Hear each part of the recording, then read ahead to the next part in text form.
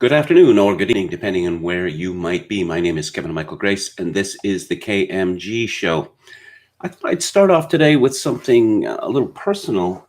I keep getting bothered by people on Twitter who accuse me of being a cuck for the Jews. You're wasting your time. I don't care.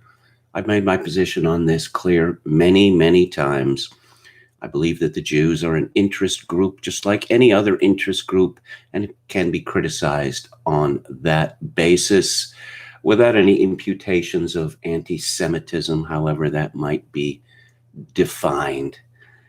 They keep, I don't know, it just seems like every couple of months I get all these people on at me, and they typically have names which indicate their fondness for Adolf Hitler and the Nazi Party. And this is not a pro forma declaration. It's something I believe, and it's something that I have always believed, that every aspect of Nazism utterly disgusts me. So if you're attempting to recruit me to that cult, you are very much wasting your time. Another personal announcement. I have actually found a place to live. And so I will be moving on Friday. So it doesn't seem likely that there will be a live stream on that day. You know, the cable has to be taken care of and all that sort of thing. And then there's the moving, and I have all this stuff in storage. What that means for the book club and theater Thursday, I think that my discussion of Philip K. Dick's The Man in High Castle will have to wait until a week Friday. As for theater Thursday and Fassbender's The Marriage of Maria Brown, I still cannot get the sound on my computer to work, despite buying a USB sound card, an external one, which uses a USB-C adapter or plug, and which led to a bunch of wasted effort on my behalf, because I was looking for one of these things, and there's a lot of stores in Victoria, such as Best Buy, that sell them, but they do not sell them in the store. You have to wait. And, since my address at the time was uncertain, that was not a possibility. So I found a place, a computer repair store in Victoria, which they said that they had it, but they were out of stock. Okay. So could you order it for me? Yes. And they said they would have it the next day. And so I had some errands to do, and I hung around this store, and I got it a little after 10 o'clock in the morning. I'd been walking around the city doing various things since about 8 o'clock. And so the fellow at the store tells me that, oh, there's a problem here. Oh, what's that? It's a USB-C plug. And I say, I don't know what that is. And I don't know whether my computer has an input for it. And so anyway, I buy the thing, or actually I go back home and I check the specs on my Acer Aspire computer, which is about a year old. And Acer does not make it easy for people to discover what the configuration of their different models is. But then I recognized this symbol for USB-C, and I discovered that I indeed do have an input for it. It's on the front of the computer, not on the back of the computer. The fellow at the computer store had asked me to take a picture of the back panel of my computer, and if I'd done that, it wouldn't have done any good. But in any event, so, okay, I've got the USB-C input on my computer, so I can use this, and I open the box, and I find out that there is an adapter to USB-A, and this is specified on the back of the box. You know, it's a wise shopkeeper who knows his wares, as the old saying goes. And if this fellow at the computer store had actually, looked at the back of the box, he would have saved me a great deal of grief. But in any event, I still can't get this thing to work. But I will put in serious effort on it tomorrow. And if I can do The Marriage of Maria Brown on Thursday, I will do so.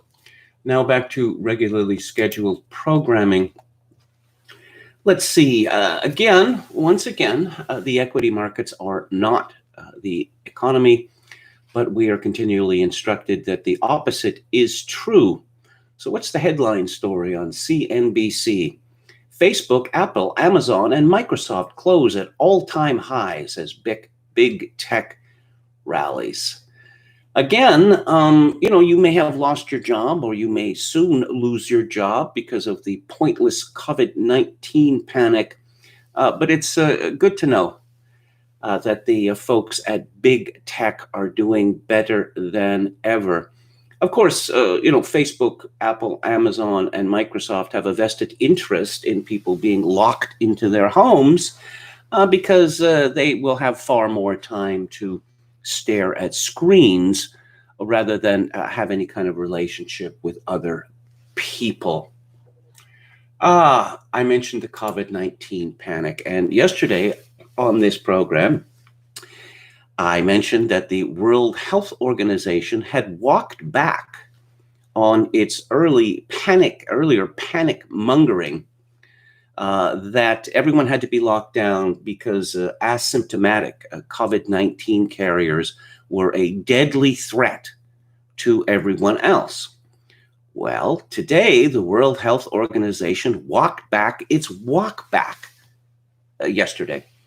The WHO is a joke. I don't know. Perhaps there needs to be a global health authority, but the WHO is not that authority. Something else needs to be created, and preferably staffed with people who are scientists and medical professionals first, and not politicians and would-be dictators.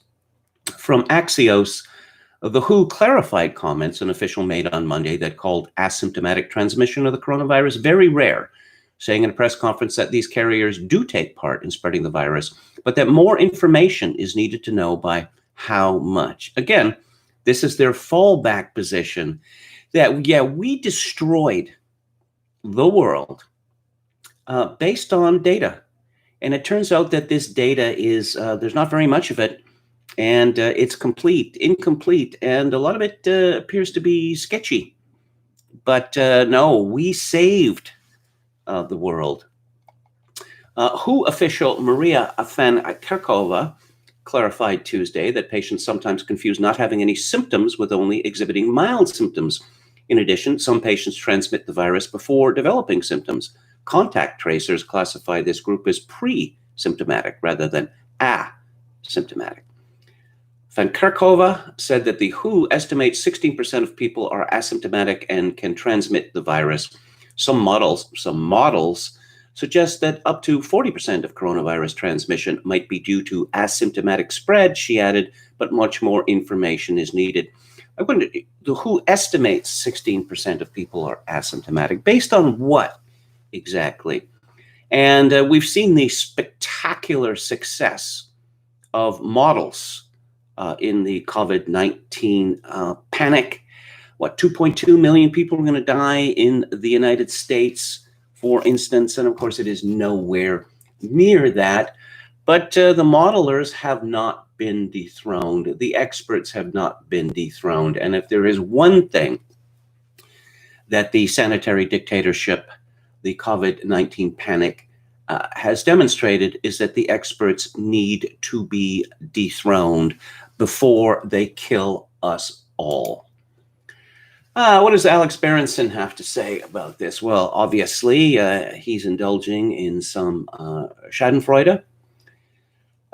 He wrote, 20 hours ago, so WHO's announcement today that people who are not symptomatic almost never spread SARS-CoV-2 should end any debate about universal masking. It is useless except as a means of social control. No face diapers, not now, not ever. I like that expression, face diapers, and I encourage everyone to amplify it You may have seen a picture of Peter Hitchens of the Daily Mail observing a Black Lives Matter protest in Oxford, England, where he lives, and he is not wearing a face diaper. Good for him. Now, it's always seemed exceedingly unlikely that face masks would have any efficacy outside. What are the chances of people breathing outside spreading this virus? Obviously, they are so small as to be statistical static.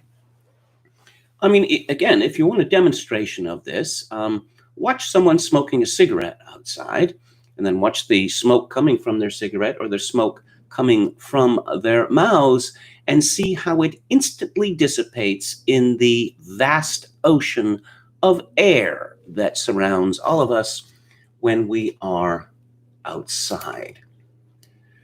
And yeah, just in terms of the lockdown, someone called Artillery Voodoo has a nice little graph here. UK lockdown, population 68 million, deaths per million 544. Sweden, no lockdown, population 10 million, deaths per million 409. 95% of people recover without needing treatment. The lockdown is killing more people than COVID. We need protection from the government. Well, in particular, we need protection from the experts who have bamboozled almost every government on Earth. And as we know, the vast majority of people who have died from COVID-19 died in nursing homes or long-term care facilities. The figure in Canada, the last time I checked, was 82%. Disastrous decisions were made to force infected people into nursing homes and long-term care facilities without any consideration of the likely consequences of this, which is the needless death of tens of thousands, perhaps hundreds of thousands of people. Lonely, miserable deaths. Now, people will say that the prognosis or the longevity for people who enter long-term care facilities is 5 months. I well understand that. But the point is, these people were completely isolated from their family and friends. And of course, later, in many cases, there were no funerals allowed, no burials, not being allowed to be present at the burial, not being allowed to take part in church or other services. And it all proceeds from the dictatorship of the experts, which must be overthrown, to repeat myself. Alex Berenson says, he responds to someone called Abrar Karen. Dr. Karen, let's talk about universal masks outdoors. Do you believe that outdoor transmission is an important or even minor vector for SARS-CoV-2 spread? If so, on what do you base that judgment? If not, why would I ever wear a face diaper outside? And of course, you will recall that the expert information from the WHO and our own sainted Dr. Theresa Tam, the Chief Medical Officer of Canada, was that such masks that can be procured should be saved for healthcare professionals and those people working in nursing homes and the like. And when the whole thing starts to die down, when the whole COVID-19 myth is being exploded, then we are told, no, everyone has to wear masks everywhere. So you see Justin Trudeau wearing a mask, taking a knee, and Jacob Fry, the mayor of Minneapolis, wearing a mask that says, I can't breathe on it. Well, as it turns out, a great many people find wearing masks to be quite discomforting and encouraging panic and difficult breathing.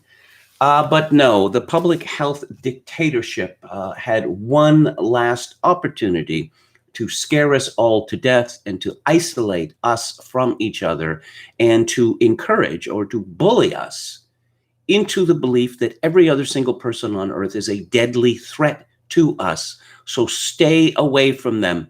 except, of course, if you're protesting on behalf of George Floyd, if you're celebrating Black Lives Matter, if you're looting or burning. In that case, not necessary. And of course, a great many of our leaders who attempted to bully us into wearing face diapers have been embarrassed, not embarrassed enough, though, by their presence at protests, marches, etc., where there are thousands or tens of thousands of people who are not wearing masks and not employing social distancing.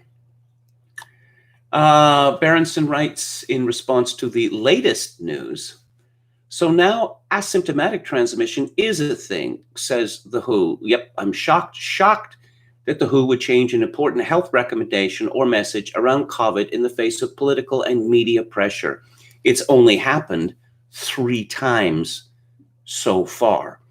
Remember that time the WHO said antibodies hadn't been shown to provide any immunity to SARS-CoV-2, and then 12 hours later said it had been wrong?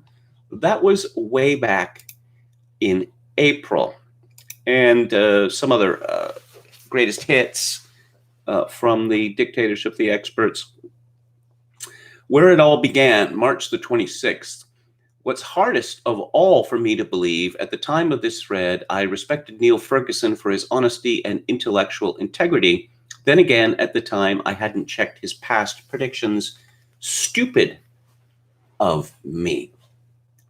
Of course, Neil Ferguson, despite his tumble, illegal under British law, or English law rather, his tumble with a married woman, he has not been cast out of society in disgrace, strangely enough.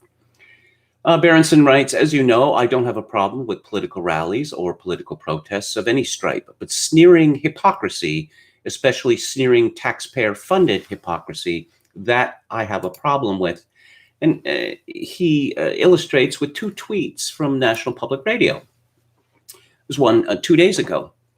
President Trump will hit the campaign trail this month despite the deadly corona pandemic, which continues to impact the lives and livelihoods of households across the country. And what do we get? Not 48 hours later? Thousands of voices at a protest in D.C. came together to sing the Bill Withers classic Lean on Me, led by local musician Kenny Sway. It sounded like unity and togetherness, he says. It sounded like love and pureness of the people. So Black Lives Matters rallies good, Trump rallies evil. Pretty simple. Lockdown Skeptics from Toby Young today begins with a caricature of Professor Ferguson. And he says this seems like a good time to publish a pseudonyms, latest thoughts about Professor Ferguson's model, because yesterday the Imperial College modeling team, including Neil Ferguson, who still has a job at Imperial College, remarkably, published a paper in Nature based on a new model, arguing that the lockdowns have saved the lives of approximately 3.1 million people in 11 European countries.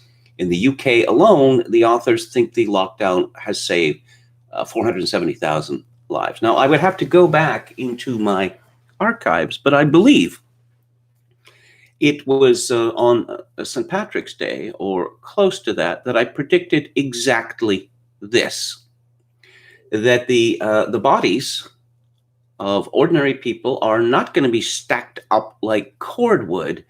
And so the experts who incited and bullied everyone into this needless panic are going to pat themselves on the back and say what a fine job they did.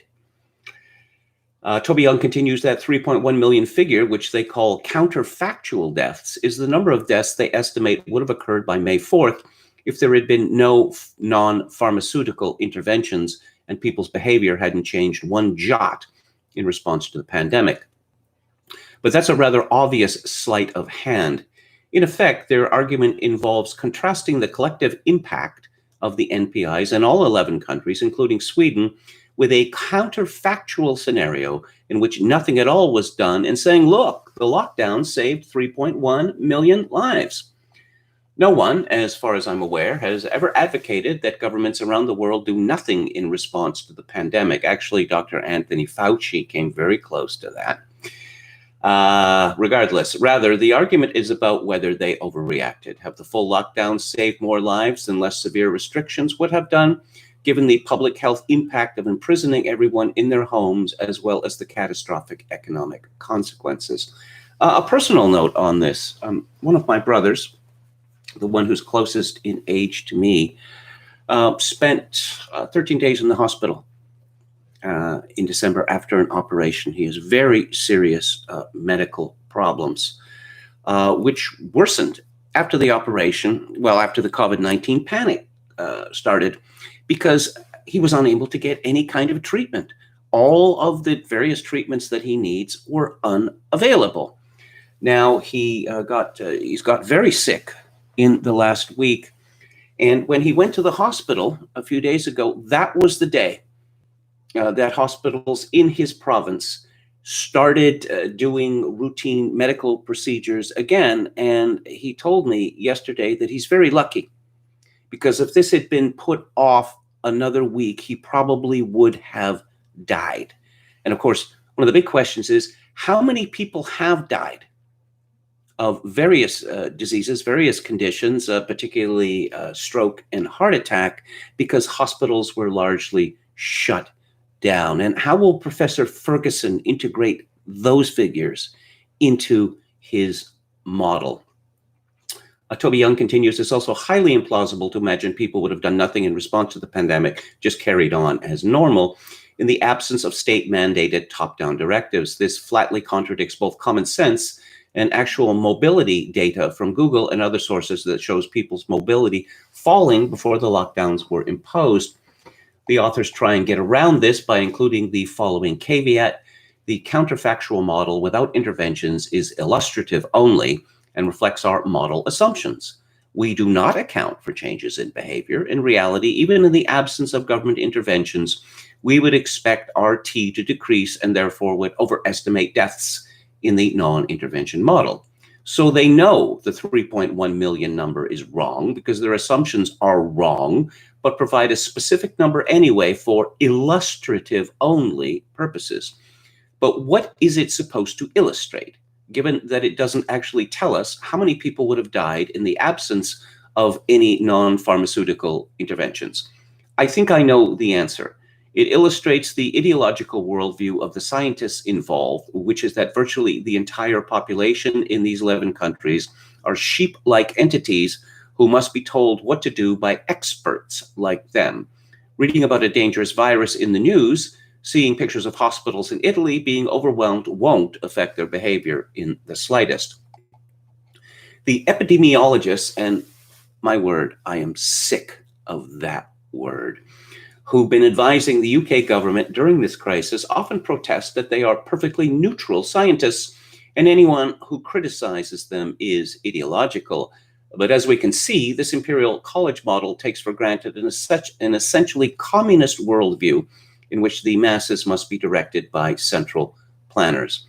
In order to make a convincing argument for the lockdowns, the paper would have to compare the number of lives saved as a result of the severe restrictions imposed in 10 of the 11 countries with the number that would have been saved if those 10 countries had stuck with the same mitigation strategy as Sweden. That's the relevant counterfactual, not the one they've conjured up.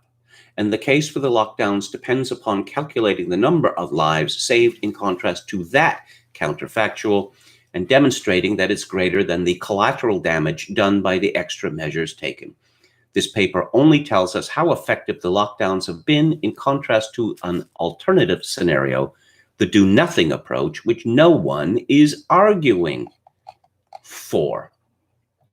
So today's episode of Lockdown Skeptics has an essay by a fellow calling himself pseudonym, How Replicable is the Imperial College Model? And he talks about attempted replication.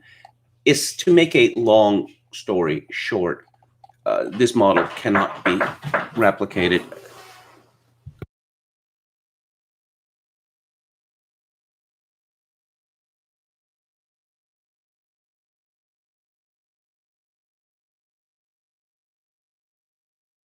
That was housekeeping from my hotel. Just in case you didn't know, I was living in a hotel and you couldn't see the signs behind me. Pseudonym says, does replication matter? It does. You don't have to take my word for it. Ask Richard Horton, editor of The Lancet, who in 2015 stated, the case against science is straightforward. Much of the scientific literature, perhaps half, may simply be untrue. Afflicted by studies with small sample sizes, tiny effects, invalid exploratory analyses, and flagrant conflicts of interest, together with an obsession for pursuing fashionable trends of dubious importance, science has taken a turn towards darkness. As one participant put it, poor methods get results. Alternatively, ask Professor Neil Ferguson, who is a signatory to this open letter to The Lancet, requesting retraction of the hydroxychloroquine is dangerous paper because of the unreliability of the data it's based on, supplied by an American health analytics company called Surgisphere. The letter justifies the demand for retraction by saying the authors have not adhered to standard practices in the machine learning and statistics community. They have not released their code or data. And just a reminder about Neil Ferguson and his infamous black box, which is thousands of lines of undocumented C code written 13 years ago. The model that Imperial College is using now is not Ferguson's model, not the model which he used to generate these apocalyptic figures. That model was never released. Instead, it was handed over to a company founded by a fellow called Bill Gates, Microsoft. And their top programmers spent weeks tarting up Neil Ferguson's model, but it still doesn't work. And Professor Sunitra Gupta has some thoughts on the We Saved the Planet baloney. She was interviewed on BBC Radio 4, and she was asked whether the lockdown has saved hundreds of thousands of lives. She said, well, no, she didn't. She is a professor of theoretical epidemiology at the University of Oxford, so that makes her an expert, doesn't it? She has taken the same line from the very beginning, but we were told that people who believed that lockdowns were unnecessary were unscientific, anti-scientific. They were conspiracy theorists. So how do you then explain the existence of scientists like Sunitra Gupta and many, many others like her, who have said right from the very beginning that the lockdowns were a mistake? Has the lockdown been a farce? She was asked. We're trying to wriggle out of this situation in a way that I think is quite farcical. We've come up with rules that are quite arbitrary, to my mind. She's asked, the idea would be to change the strategy so that it's the older and frail who should be staying indoors. And she responded, first of all, I think we need to go out there and make a proper map of what their risk is. And the risk to the elderly and frail is not just contingent on how elderly and frail they are, but how immune the rest of the population is. So we need to go out and test to the best of our abilities, knowing now that some people are not going to register positive on the test simply because they happen to be entirely resistant to the disease. We need some very clever statisticians and people who are disinterested in promoting any kind of sense of what they think is going on to make a proper, clear, best assessment of what the risks are to the vulnerable in every part of the country. And that is exactly the opposite of what happened.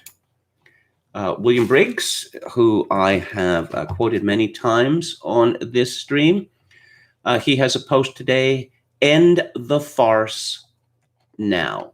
In fact, he has written a book with two other people, which is coming out, published by Regnery in October, called The Price of Panic, How the Tyranny of Experts Turned a Pandemic into a catastrophe. He writes, we're almost done with these updates, but they, from now on, will focus entirely on the political side because the crisis is now entirely political. They will still seek control, and they'll use things like spikes in new cases to push for it. It's all BS, as we've seen before, and we'll keep seeing, likely for another month, or until they can think of something else with which to control us. Of course, I do not entirely discount expert stupidity. Overeducation and credentialism and the necessary inflation in a democracy causes idiocy to flourish.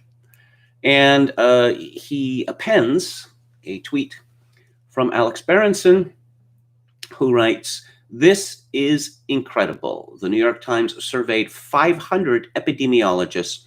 35% of them said they were not currently comfortable bringing in the mail without precautions.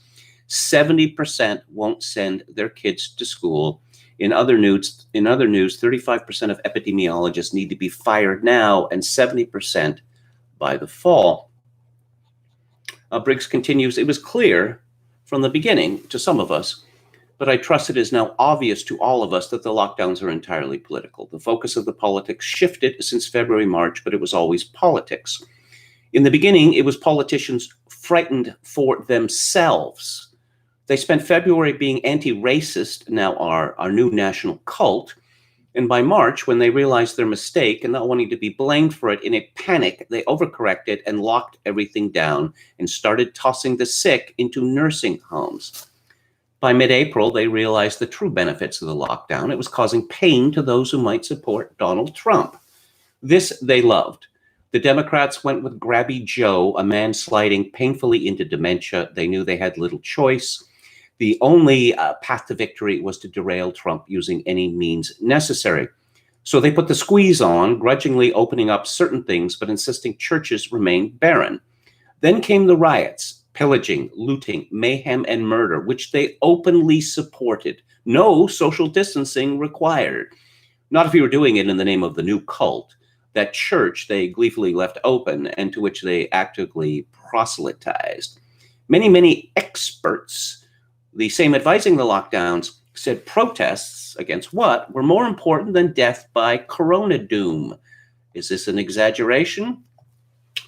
Well, here's a story. 1,288 American health experts lockdown should not apply to anti-racism protests. Mass protests that have erupted over police brutality toward Black people in America are raising concerns about the risk of spreading the coronavirus. But some health experts, even as they urge caution, said they support the demonstrations because racism also poses a dire health threat. White supremacy, whatever that might be, is a lethal public health issue that predates and contributes to COVID-19. Briggs comments, there it is. The real problem is white supremacy and, of course, Trump. Corona doom was put into service in a color revolution that might even succeed. They have numbers on their side, but not so far the guns. This is why they're going after the police. We'll see. There was also the hilarious folly of the Hydro What's-It papers, also based in anti-Trump maneuvering. The apologies for the lockdowns have also begun. To prove the lockdown saved lives, they used the same kind of models that showed the lockdowns were necessary. Model confirming model. I hope by now you have assimilated the truth that all models only say what they're told to say. These models are told to say that the lockdowns worked, and that's what they say. It is not independent evidence. Let's have a look at the chat before we start talking about the media burning down.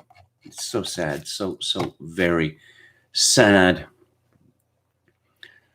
Let's see. William Hicks says, he talks about a nurse named Erin Marie Olszewski who worked in Queens last month. It's a bombshell. The conspiracy theory that New York City was angling for the COVID cash has basically turned out to be true. David Wright says Best Buy markup on cables is criminal. Yeah, I suppose you can save a lot of money if you buy this stuff from Amazon, but increasingly the stuff from Amazon comes from China. And as I've already discovered to my cost, let's say electronic material from China is variable in quality. Actually, I believe that I spoke of this nurse, although I don't know that her name was given. Just appalling conditions in these hospitals with more than neglect, brutality being demonstrated towards the very elderly and frail, and themselves and their relatives being bullied into agreeing to do not resuscitate agreements. As I say, a large number of old people have been killed semi deliberately in North America. And what this means is an enormous savings in both medical costs and pension costs. But I'm sure it's entirely a coincidence. Contra Coup says, I saw one BLM event in North Carolina where the organizers set up a stage with seats for themselves with buckets of water below for white adherents to wash the organizers' feet. The Z-Man in his column today said this is going to be the turning point for a lot of people because we've been told by Bill Clinton and many others that the United States is going to be majority minority real soon now, maybe 15 years from now, as little time as that. And apparently this is the future that our minorities have in store for us. Continual groveling, washing of feet, apologizing, etc., etc., etc. And apparently now it's racist to want to protect your own property because, of course, property is of no value to people. That's a white supremacist, racist, systemically racist way of looking at the world. Phlegmatica says the 6 states that forced nursing homes to take COVID patients accounted for 62% of deaths. Well, I mentioned the figure, which the Toronto Star came up with a couple of weeks ago, 82% in Canada. Jason Kenney, the Premier of Alberta, said last week it was 80% in Alberta.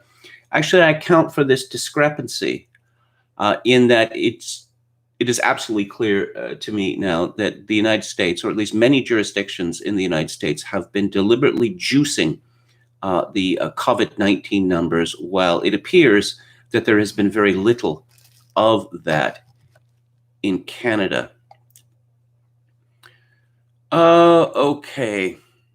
Let's see. Talking of face diapers is a great term, says Neil Terry, since so many going about with masks really do need diapers for their verbal diarrhea. It's just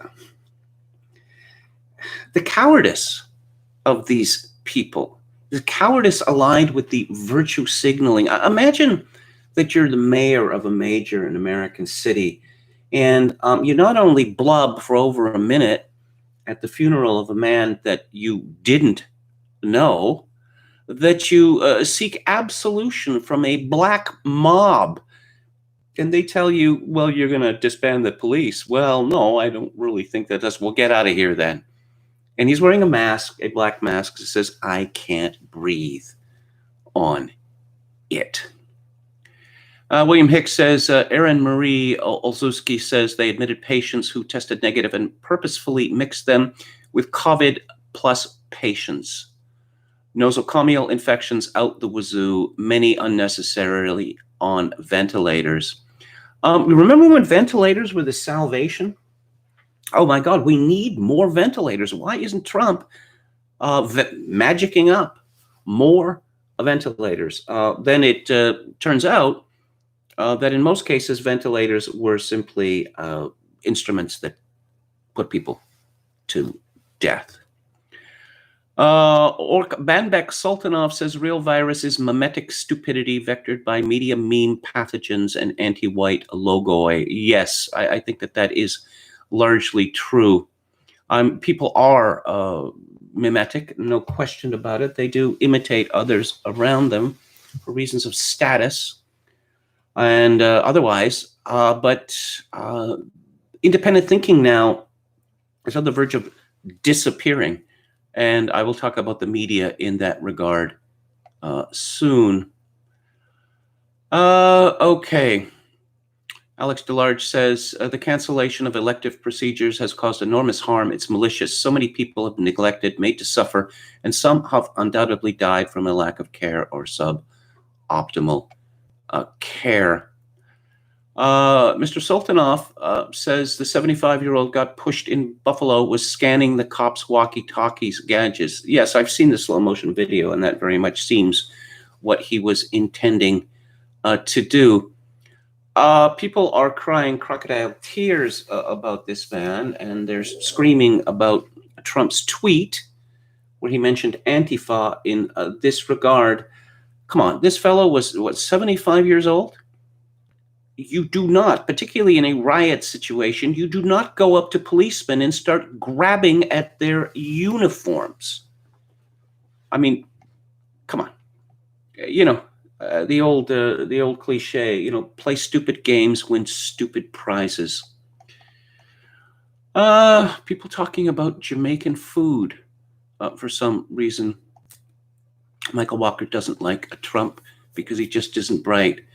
That's how he fell ass backwards into becoming a billionaire and recovering from losing $1 billion and building up his empire again, and rather equally easily vanquishing the murderer's row of Republican candidates in the 2016 primaries because he's not bright. Yes, obviously. Do you have enough towel, soap, and conditioner? I do.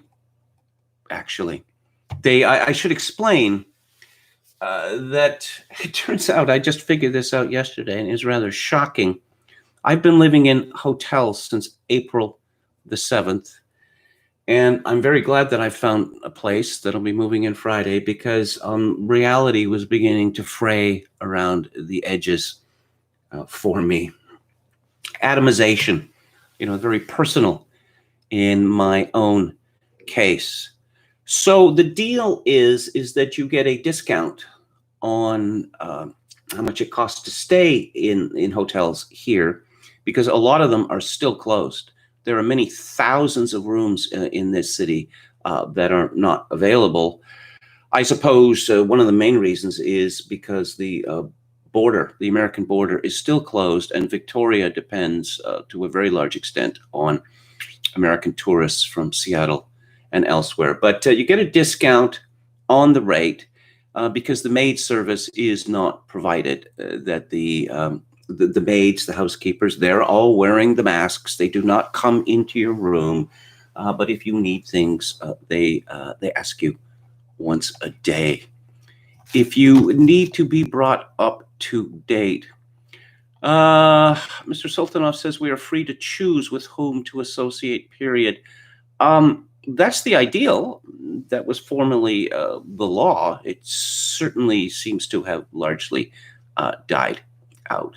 If we're free to choose with whom we want to associate, then clearly shopkeepers and the like would be able to keep various people out of their stores, and they're very much not allowed to do that. Increasingly, we're told that criminal convictions, say, cannot be used to deny people employment. George Floyd, I guess I've sort of, is it just an ongoing funeral? I mean, is there a funeral today? Are there funerals every day? Is every day George Floyd Day now? It reminds me of something that, and I suppose older listeners will recognize this. When I was a child, my sister and I used to say to one or more of my parents, how come there's a Mother's Day and a Father's Day, but there isn't a Children's Day? And of course, the answer came right back. Every day is Children's Day, and now every day is George Floyd Day. Donald Robertson says Trump is the only thing that stands between our survival and freedom and the abyss. Not a comfortable thought, but certainly true. Well, if you had any doubt what the elite has in store for us, look at this year. First, we're told that COVID-19, again, not a big deal. Then we're told that it is literally the end of the world as we know it, that there is the old normal is dead. And if the economy has to be destroyed and society has to be destroyed and civil rights has to be suspended, well, that's the way it's got to be. And, if you want to get a haircut, you are an evil person. Perhaps you deserve to be arrested, thrown into prison. And then, again, we get a 180. Oh, yeah, these millions of people demonstrating on the streets and looting and burning and all that. Well, that's okay. What? We're not supposed to be together in groups. There are rules, no more than 50 or 25 or 10. And we're talking about thousands, tens of thousands. Yeah, but you see, you got to understand that, and then they pivot back to their original instruction, which was the real deadly virus is racism. And now they've pivoted back to that. I don't know, all of the institutions are collapsing around us at the behest of the elite itself. Look, looking back in retrospect, and there was a famous essay by an American law professor, or an infamous essay. He's the father of a woman with a very strange name, Eve something or other. She's this lesbian conservative.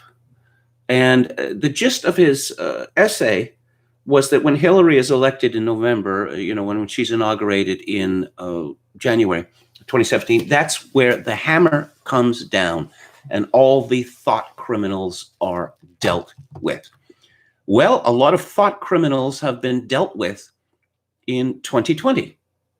Hey, wait a minute. Why can't I walk to the park? You're a murderer. You are a murderer. That's what we heard. The clown who is the evil clown who is the governor of New York, Andrew Cuomo, he said something to the effect that people don't have the right to infect me. Well, no one is trying to infect you, you maniac. You see the projection there? Let's see. Brandon Smith, the brain is literally mushy and easy to reshape externally through controlling the transmitting of information into it. What was that movie by David Cronenberg with James Woods and Debbie Harry in it? It seems like a Eve Tushnet. Thank you, William Stewart. When I first came across that, I thought, is this lesbian feminist conservative and she's called Eve Tushnet? Come on. I enjoy a joke as much as the next man, but this goes too far. Okay, so there's a woman in Canadian journalism, and her name is Wendy Mesley, and she has been a star of the CBC for decades. And she was also, for a time, married to Peter Mansbridge, who was the #1 star in the Canadian media for decades. So she is in big trouble. Looks like her career is finished. This is from the Post-Millennial. Wendy Mesley, who is the host of the CBC's The Weekly with Wendy Mesley, was removed from her position today as an investigation was launched into a word she used while preparing for an episode on Black Lives Matter and how the media covers racism. According to Canadaland, Mesley apologized to coworkers for her comments, saying that this is a word that no one like me should ever use. I made a big mistake and promised to change my behavior. No one like me. I guess she means white people, because black people hear this word from their black brothers and sisters and say the word and listen to it in their music, dozens times a day, hundreds of times a day. But apparently, if a white person ever uses this word, in fact, quotes someone who had used it in order to point out what an evil person that was, then black people have a nervous collapse. They start crying and shaking uncontrollably, or this sets them into a murderous rage. This is programming. It's that simple. It's brain washing. Let's see. Mesley issued a statement saying that in the context of an editorial discussion about current issues regarding race, I used a word that should never be used. It was not aimed at anyone. I was quoting a journalist we were intending to interview on a panel discussion about coverage of racial inequality. Chuck Thompson, head of public affairs for the CBC, said in a statement that last Thursday, senior management within CBC News were made aware of an incident involving Wendy Mesley. While we investigate further, Wendy will not be hosting Wendy. Not Ms. Mesley, but Wendy, because we're pals, and, I'm sure Chuck doesn't have anything personal against Wendy. He's just, sacking her. Always respecting the privacy rights of our employees. We have nothing more to add. Wendy Mesley said, regardless of my intention, I hurt people, and for that I'm very sorry. I am also deeply ashamed. Oh, deeply, deeply, deeply ashamed. Maxime Bernier, who was formerly an MP, who led the People's Party, Populist Party, in the last Canadian election, is enjoying his own schadenfreude today. He tweets, hilarious, the lunatic left eating its own. She should have been fired long ago, though, as incompetent and dishonest, not for using a word. Remember that disgusting interview where she kept implying I was getting illegal funding from the Koch brothers? Wendy Mesley is some typically left-wing Canadian journalist where, yes, this is the way the world is, and anyone who disagrees with me is a bad person and should be silenced. So I'm not going to weep for her. These people are getting exactly what they deserve. Playing at revolution can get you killed.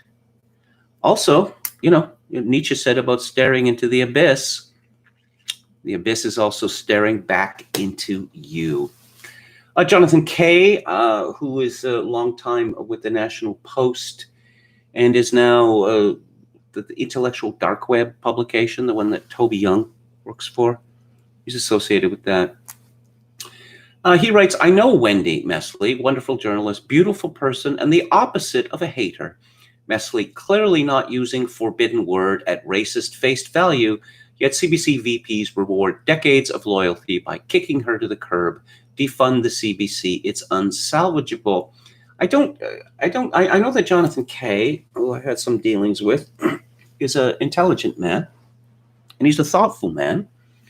But, but I'm not a racist. Show where I'm a racist. That doesn't work anymore. It hasn't worked for a long time. Eric Grenier, who writes political analysis, particularly statistical analysis regarding politics for the CBC. He is the founder of 308.com, referring to the number of seats in the House of Commons at the time. He has a long mewling piece on the CBC. When it comes to leadership, Canada's political parties aren't getting more diverse. The people the parties choose as leaders still don't look much like the electorates they want to lead. There could be a reason for that. I've mentioned Jagmeet Singh, the leader of the New Democratic Party. The media hailed his candidacy, and they were beside themselves when he was selected leader.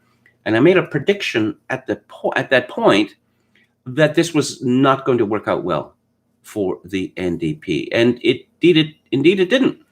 The number of seats that they hold was about halved under Jagmeet Singh's leadership for two reasons. One, he looks like a cartoon villain. And two, the assumptions that all of our minorities love each other is, it's hilarious that there are many other minorities, racial minorities in Canada, who do not have warm feelings regarding the Sikhs. But my message to Eric Grenier is this. If you feel so very strongly about diversity and Black Lives Matter and systemic racism and incomplete representation, then quit your job. Quit your job and demand that it be given to a person of color. preferably a woman. Speaking of women, there is another big deal in Canadian journalism, and her name is Chantal Hébert. And more than any other journalist in my country, she represents elite consensus. You know, if you want to know about Canada, if you want to know what Canada's elite is thinking, then just read her columns in the Toronto Star, and you will find out. She has been on the air seemingly forever. According to Wikipedia, she began her media career in 1975 in the regional television and radio newsroom of the French language Radio Canada facility in Toronto. She has a column for the Toronto Star, as mentioned. She also writes for other papers, papers in Quebec, such as L'Actualité and Le Devoir. She's all over the CBC and has been for decades. Okay. And I go into this detail just in order to, give some background for this incredible piece that was published today, not just in the Toronto Star, but in other Canadian newspapers, including my own local newspaper, the Victoria Times Colonist. Chantal Hébert, fight against discrimination begins in the streets. Whoa. We're not a democratic country anymore. It's all going to happen in the streets. Is it? And we get some poor mouthing from her. I've never competed for a position against a non-white colleague. Had that happened at some point over the 45 years I've spent in journalism, it's very likely the dice would have been loaded in my favor. But my career was built at a different time, absent the competition that has had in recent decades arisen out of a more diverse Canada, when I found the dice were indeed loaded, but not in my favor. My experience does not even come close to that of a person of color, but it does show something about the way bias works, both overt and more insidiously unconscious. And then she starts moaning about when she started in the media, she was discriminated against as a Quebecois, which is absolutely hilarious. Pierre Trudeau, father of our current prime minister, was elected in 1968. And he had a deal for the Quebecois, which was give up nationalism and I will give you Canada. And that's pretty much what happened. All of our institutions, the civil service, our armed forces, it's the CBC, et cetera, were handed over to the leadership of French Canadians. Of course, the Quebecois, despite this very generous offer from Pierre Trudeau, did not reject nationalism, and they elected a sovereigntist or separatist government first in 1975, the Parti Québécois. And let's see. Like viruses. Oh, here we go again, viruses. Apparently, we're almost at the point where whiteness is the result of a virus. It's rather like Black liberation theology, which teaches that white people were literally invented by a demon. Like viruses, those assumptions tend to endure in enclosed spaces, hence the notion that governments and politicians will light the way to a fairer society is one that probably should be tempered with a dose of realism. Those who toil in the political universe, be they actual players or journalistic watchers, like to think of themselves as being on the vanguard of social progress. The reality over the past few decades has been that political institutions routinely tend to lag behind societal change. It's not by accident that it was not in the House of Commons, but on the streets of Canada over the demonstrations of anti-racism solidarity of the past week that the country's political heart was found to be still beating strongly post-lockdown. And that, on balance, is an encouraging sign. So let's turn Canada over to the mob in order to assuage Chantal Hébert's guilt, or perhaps her anger, that apparently back in the 1970s, she had a tough time in the media because she is Quebecois. Well, my response to Chantal Hébert is that she's older than me. She's been at this for 45 years. If she feels so very strongly about Black Lives Matter, diversity, incomplete representation of minorities in this country, quit your job, resign. You've had your time. quit your job and demand that it be filled with a person of color. But somehow I don't think we're going to be seeing that. These people are going to be clinging on to their positions like a limpet to a rock. Oh, and here's some entertainment news. Stassi Schroeder, Kristen Dout, Max Boyens, and Brett Caprioni will not be returning to Vanderpump Rules after racist tweets and accusations of racism by a former castmate. I don't watch that show or trash like that, but I know that a lot of people do, particularly women. Now, I am looking at pictures of these 4 disgraced individuals. Now, one of them is very white indeed. The other 3 do not appear to be white. So does that mean that I thought only white people could be racist? It's like I was talking about Peter Simple and his prejudometer, where he explained that there were still some problems with the prejudometer, which measures racial prejudice in prejudons, the internationally accepted measurement of prejudice, that if people of minorities were to point the prejudometer at each other, the device could overheat and implode. So what's happened here is that apparently a minor black cast member on the show complained of ill treatment. Now, if you've ever seen any of these reality shows, is people scheming against each other, yelling at each other, screaming at each other, tossing over tables, tossing glasses of wine in other people's faces. And if you've ever seen any of these shows which involve black people, such as Real Housewives of Atlanta, you would be forgiven the thinking that it's odd that we're supposed to believe that black women on these shows, or black women in general, are shrinking violets. But nope, apparently they are. Apparently they are. They're just so quick. You know, they so easily cut to the quick due to their sensitive natures. Mike F. says, Trump never got a chance to have a normal presidency. It was sabotaged from the start. It was sabotaged even before it began. Chogokin666 says, oh God, please let Seth Rogen get showed. Yeah, maybe they want to start with that animated film he was involved with, where various kinds of foods have sexual relations with other kinds of food. And it's very highly racialized, as the young people would say, that film. Perhaps they could start with that. Manfred von Thistlebaum says 9% of racism is imagined. I totally reject that term, and you should too.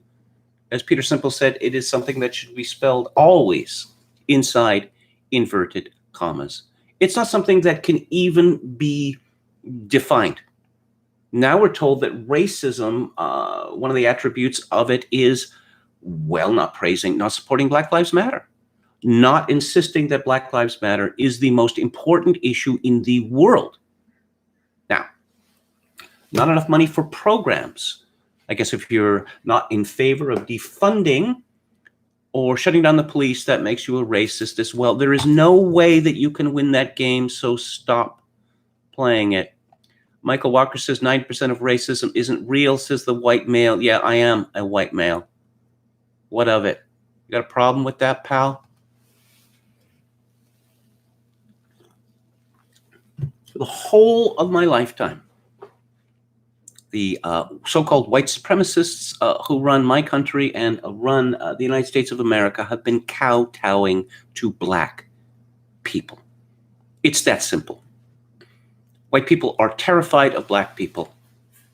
The reverse is not true. Okay. Yes, Michael Walker, did you just assume my race? Whee! Yeah, exactly. Lecomte de Borea says there is nothing more fun than a catfight. 2 feminists having a face-off should be on pay-per-view. Well, we had something similar to that this weekend with J.K. Rowling having at it with all number of feminists over the dreaded turf issue. I suppose it would make sense that given the underlying conditions in my country, that it was going to collapse faster than the United States of America, despite the fact that blacks are 3.5% of the population, that they have little or no historic presence in my country. We've had affirmative action in my country since 1996, and it applies to overwhelmingly to people who were not in the country. Who, there's no slavery in Canada. There was no prejudice, widespread prejudice against these minorities because they weren't here. But nevertheless, they are privileged over white people. And this protection of this, if you will, racist policy is written directly into our Constitution. Section 15(2). I'm going to talk a little bit more about Quebec now. England conquered Canada, but very kindly allowed the Quebec to keep their religion, to keep their language, to keep their law system. And starting in the 1960s, agitation for separatism became very significant in Quebec. This led to the FLQ, various terrorist outrages, a couple of kidnappings. In October 1970, that's when Pierre Trudeau put the whole country under martial law because of 2 kidnappings, one of which ended in a murder, and imprisoned hundreds of innocent people. Habeas corpus was suspended. There is a columnist in Quebec called Richard Martineau. I'm going to read from Wikipedia here. He is a columnist for Le Journal de Montréal. His columns also appear in Info Press and El Québec magazines. He also hosts Franchement Martineau, a public affairs program which airs on Le Canal Nouvelles. And he has also hosted a show on Télé Québec. So apparently he was with the left, and he has moved very much to the right, which may have something to do with the changes in Quebec. Now, until the FLQ came to power, Montreal was a city which was not run by Quebecois. In fact, it was run by Scottish people and Jews. After after the PQ was elected in Quebec, there was a wholesale marching out by people who were not Quebecois. At least 250,000 people left in rather short order.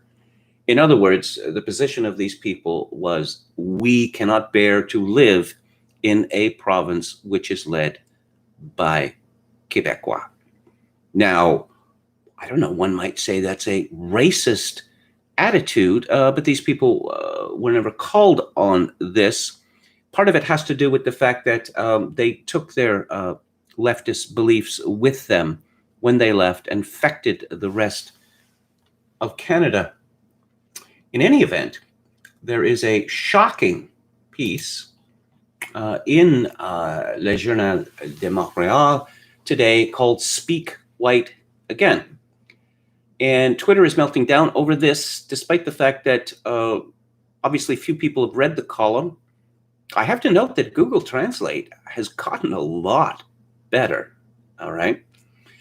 And they don't understand what Speak White Again means.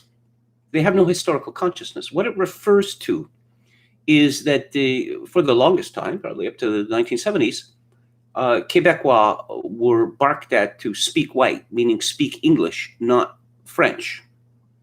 And of course, there was a great deal of resentment over this. There was a notorious book written by a man called Pierre Vallières, who was associated with the FLQ and associated with murderous violence.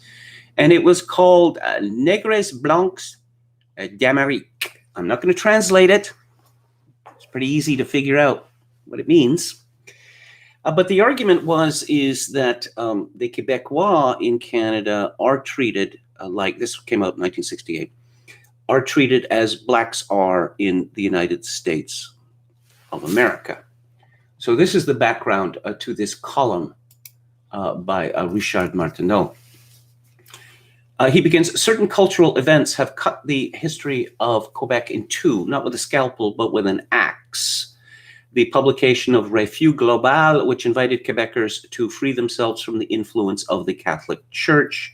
The premieres of the Belles Sœurs and the Fays are thirsty, which unstuck Quebecois theater. And he goes on. He talks about a reading of Speak White by its author, Michel Lalonde, a vitriolic critic of racism and colonialism. This shocking poem, which still gives me chills 52 years after its first public reading, affirmed, like Pierre Valliere, that French-speaking Quebecers were the white Negroes of Canada.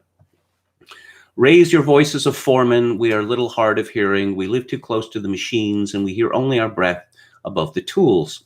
Speak white is what Anglophone federal deputies had shouted at Henri Bourassa. This is what the Toronto establishment ordered French-Canadian water carriers to do. This is what the English-speaking elite of the Golden Square Mile barked at the Jabu of Saint-Henri and the lower town of Quebec. Speak white was the English who said to us, you have no education, no culture, and are only good at working on assembly lines. It was in 1968. Today, while Quebec shines on the international scene, Speak White is only of historic importance, you might say. This literary bomb speaks of a bygone, outdated time. Well, no. English Canadians keep shouting Speak White, stronger than ever, I should say, but their Speak White no longer means the same thing. He now wants to say, you are xenophobic, intolerant, allergic to diversity. Speak white, do like us, embrace multiculturalism, stop clinging to your culture and your history, open up until you forget yourself. Speak white, stop wanting to impose your archaic language on newcomers, stop waving your flag at all costs. Don't you see that nationalism is a cancer, a virus, a plague? This is what Don McPherson of the Montreal Gazette tells us, speak white. This is what Justin Trudeau thinks, speak white. This is what the CBC tells us day after day, speak white. We were small water carriers without ambition, just good at mowing the lawn of the boss, as Yvon Deschamps says in his monologues. We are now fascists, racists, xenophobes, the shame of America. Before, anti-Quebec racists kept a little embarrassment. They murmured their disgust and their contempt behind closed doors in private clubs. After all, we don't spit on the poor, it's bad. Now that we smoke the same cigars as them, they are uninhibited. They vomit their hatred in broad daylight. Quebec bashing has become a national sport in Canada. We practice it with a smile. Without putting on white gloves, we continue to be looked down upon, except that it is no longer from the top of their fortune that they spit on us. It's from the top of their ideas, so much more noble than ours, poor, cold, and narrow-minded peasants. As I say, Montreal, up until the 1970s, was not dominated by the Quebecois, and it's not dominated by the Quebecois now.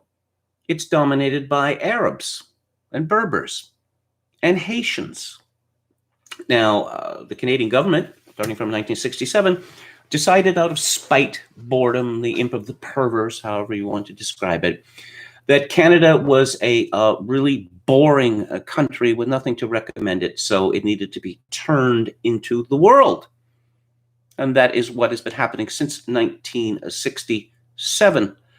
Now, I have to say that the Quebec nationalists, they are responsible for this too, because they have indulged in the fatuous notion that these people from Haiti and elsewhere in the Caribbean and elsewhere in the French Empire and from North Africa are going to become good little Quebecois.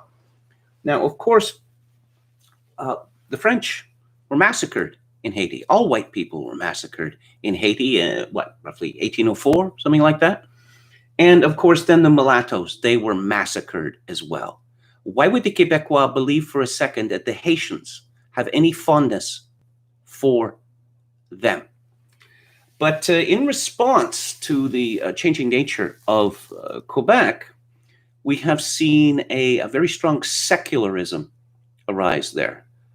Quebec is the province which is the most against multiculturalism, because the whole point of Quebec nationalism was for the Quebecois to keep their language, to keep their nation, to keep their culture, and it is slipping away from them.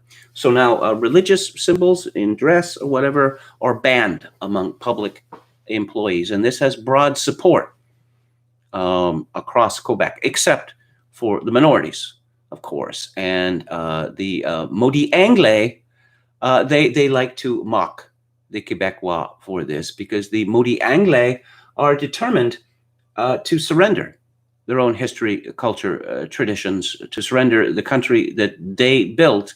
And they are peeved at the Quebecois because the Quebecois apparently are not so eager to throw away everything that they fought for.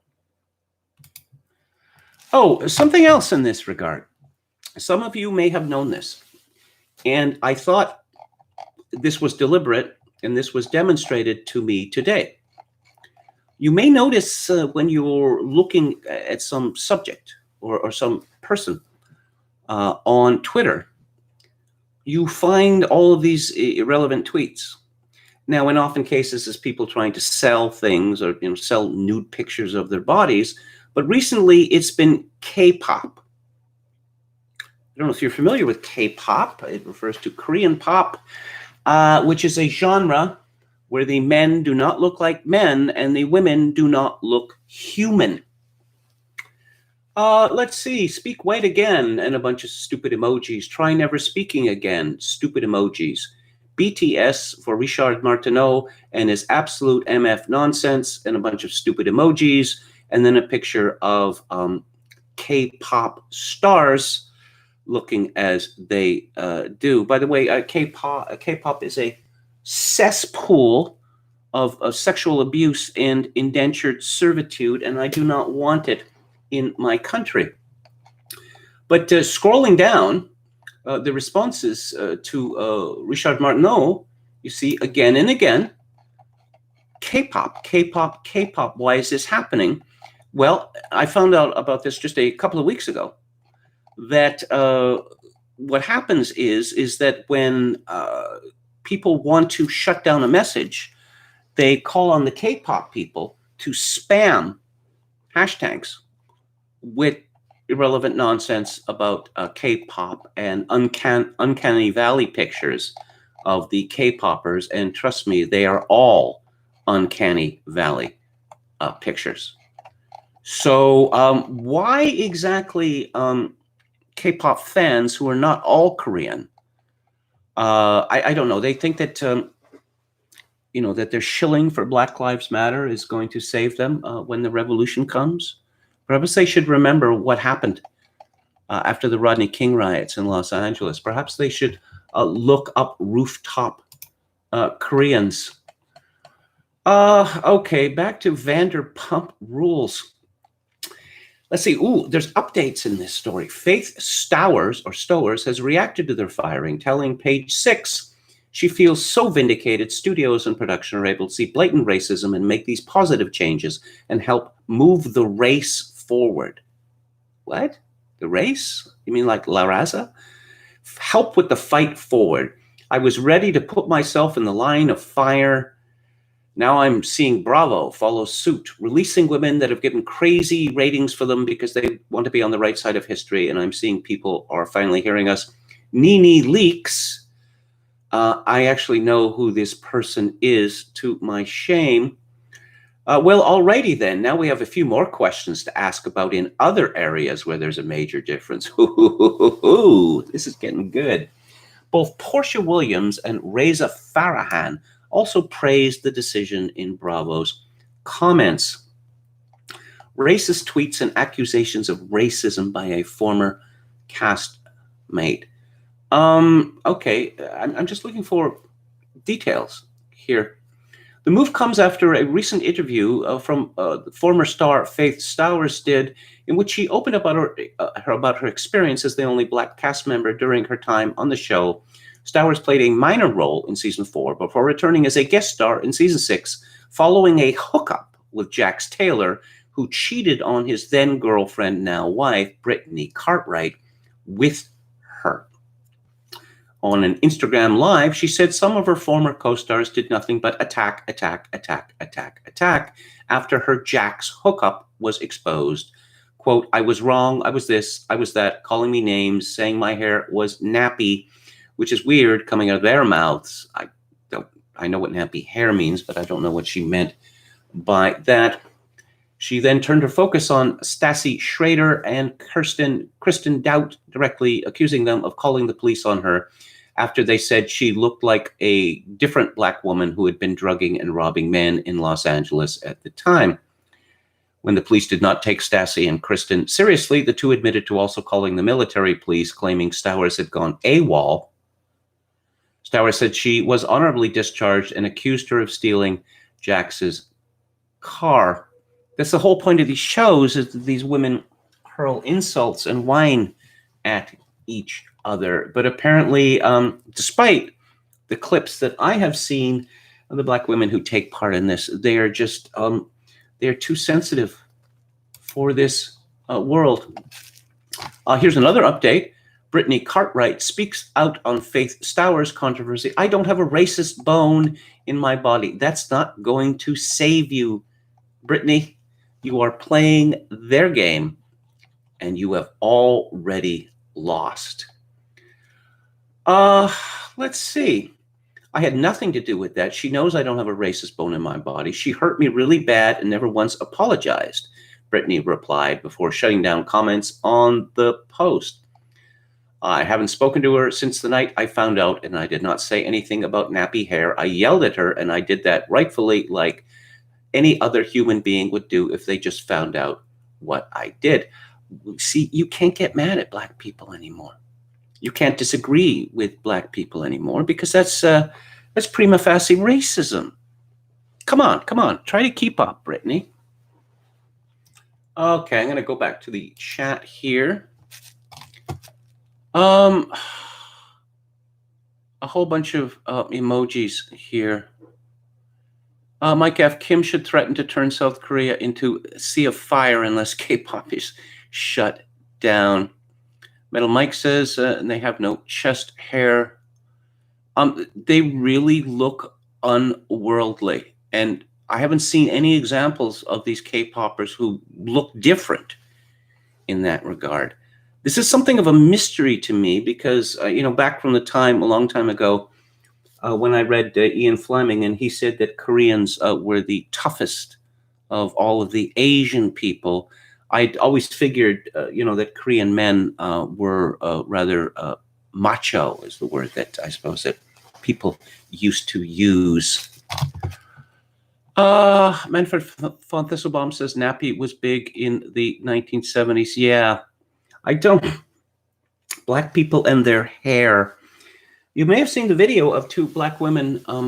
They seem to be in their late teens. They're on a playground, and they beat the crap out of a Chinese woman after stroking her long, black, straight hair. Black women have evolved this curious myth that, first of all, white people and white women especially, are fascinated with their hair, and that white women insist on touching their hair. Now, this is absolutely deranged, but that's one of the lies that we have to live with. Mike F. says, whites then got perms and carried pics too. It was horrid. Again, from Mike F., Koreans were considered most ruthless soldiers during Vietnam War. Vietnamese mothers tell their kids they need to behave or the Koreans will get you. An old friend of mine from Slovakia told me, and I have no doubt this is true, that Slovak mothers used to terrify their children that you had better be good or Monsignor Tiso will get you. Monsignor Tiso was a Catholic priest who led the puppet regime during World War II. A Visionary Companion says Mad TV did a parody of effeminate Korean TV soap opera, Lotharios. Jonathan Pohl, hello, Jonathan, says the ROK Marines are tough, but young girls in Seoul like the K-pop boys. I've been reading about the extraordinary measures that Korean women now routinely engage in order to look more Western, which involves surgeons hacking away at their jaws, for instance. Our Finnish friend, Jaakko Raipala, says, I bet Koreans were tough when they were miserably poor. Now it's only the northern ones. This does seem to be, effeminacy does seem to come hand in hand with wealth, as we saw in the old aristocracies. Okay, let's see, what else do we have here? Run for your lives. That's my advice. We'll start with creepy old Joe Biden. He says, I don't support defunding the police movement, but he wants decency in exchange for funding to cops. He said that federal aid to police departments should be conditioned on meeting basic standards of decency and honorableness. Does he remember when Bill Clinton was president and there was a cop shortage? Oh my God, we need more cops on the streets. So was cop behavior noticeably different back in the 90s than it is today? Are we supposed to believe that it has gotten worse at a time when police officers, both white and black, decide, oh, we get a call from this neighborhood, we're going to show up deliberately when it's too late, because there's nothing good that can come with any kind of interaction with people in that neighborhood. But I guess we've all forgotten the great cop shortage of the 1990s. President Trump has attacked Democrats by claiming they want to defund and abolish the police based on calls by some activists to do that. It's not just activists, Mediaite. But on Monday, CBS News posted a portion of an interview in which Biden, the presumptive Democratic nominee for president, said he did not support defunding the police. Oh, yes, they have to be able to demonstrate that they can protect the community and everybody in the community. I keep telling people this, that court verdicts have demonstrated in all manner of jurisdictions for decades that the police are under no obligation to protect anyone. The police are pretty much like janitors or garbage men. You know, they come in, make an effort at cleaning up after the bad things have occurred. The former VP also described meeting with the family of George Floyd, the man whose killing at the hands of police sparked protests that have gone global. Why? And forced Trump to turn the White House into a veritable bunker. Quote, Jill and I talked to M about it's hard enough to grieve, but it's much harder to do it in public. Is it? Is it? It's much harder with the whole world watching you. Is it now? Has he heard of reality TV? They're an incredible family. He had these two children that he hadn't seen for, 20 years? They didn't even recognize him. His little daughter was there, the one who said, Daddy's going to change the world. And I think her daddy is going to change the world. I think that what's happened is one of those great inflection points in American history for real in terms of civil liberty, civil rights, and just treating people with dignity. You know, like the pregnant women that George Floyd stuck a pistol into her belly, demanding drugs and money that were not there. You mean like that kind of dignity? So I guess it's expected now that candidates for president are supposed to sound like kindergarten teachers. I think her daddy is going to change the world. Biden's comments came as Democrats introduced a raft of legislation aimed at holding police accountable, and as some proponents of defund the police struggle to explain that the phrase doesn't actually mean defund the police in a literal sense. They're lying to us again. Yes, it does mean defund the police, because what they have in mind is a replacement for the police, basically social workers. I mentioned this story yesterday, but I'm going to mention it again because it gives you an idea. It gives you an insight into the lunacy of the people who run civic and municipal governments in the United States of America, and of course in my country as well. Monday on CNN's New Day, Minneapolis City Council President Lisa Bender, okay, this is no mere activist, defended her council's attempt to disband the Minneapolis Police Department following the death of George Floyd. Now, keep in mind, there is a dispute between Bender and her allies and Jacob Frey, the mayor of Minneapolis, because they're literally talking about disbanding the police. Bender said, I think in Minneapolis, watching George Floyd's death and the actions of the forced police officers that were involved has been a huge wake-up call for so many.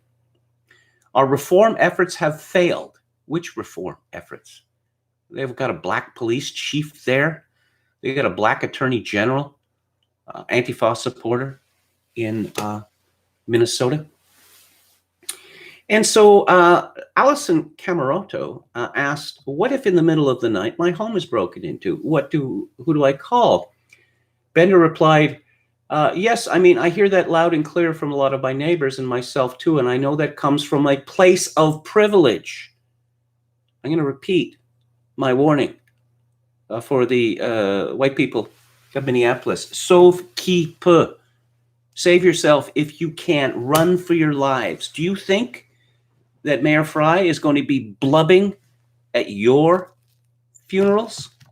Anyway, Bender continues, because for those of us for whom the system is working, I think we need to step back and imagine what it would feel like to already live in that reality where calling the police may mean more harm is done.